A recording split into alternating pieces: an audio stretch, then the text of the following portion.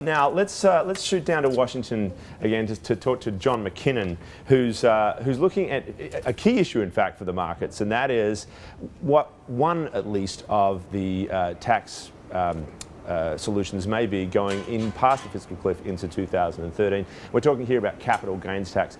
John, something of a consensus building perhaps to let the capital gains tax rise, correct?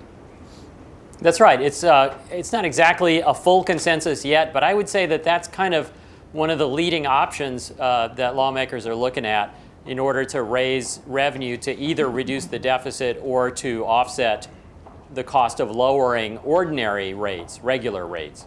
Right. I think we're seeing a number of investors actually and their advisors telling them to go ahead and actually sort of try to realize some gains as we go towards the last year because of this likelihood. But why, this would seem to be something of a pet topic for Republicans. Why are they themselves coming around at this stage to this prospect? I think that's a good question, but I think that the answer is that the math is a little bit inevitable. Basically, there's a very big disparity between regular income tax rates and the rates for capital gains. The top ordinary rate is 35% now and scheduled to go to 39.6. The top capital gains rate now is 15%, so it's much, much lower. And it also overwhelmingly benefits fairly high income individuals. And so in terms of fairness, it works for Democrats.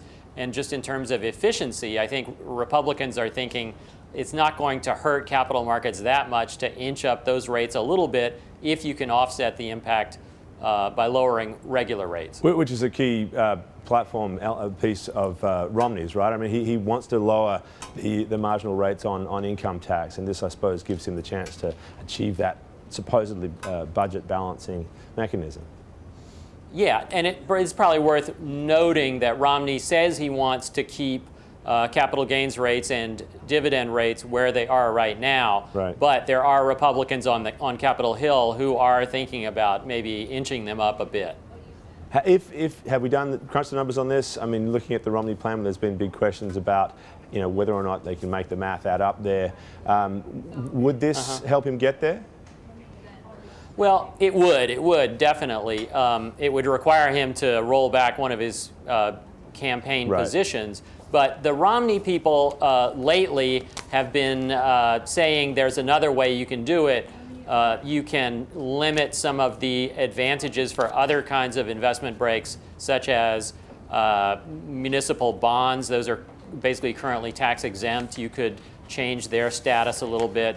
Or they're saying you could look at the inside buildup breaks for certain life insurance products. That's a jargony way of saying basically that life insurance proceeds aren't taxed while they're growing within the policy.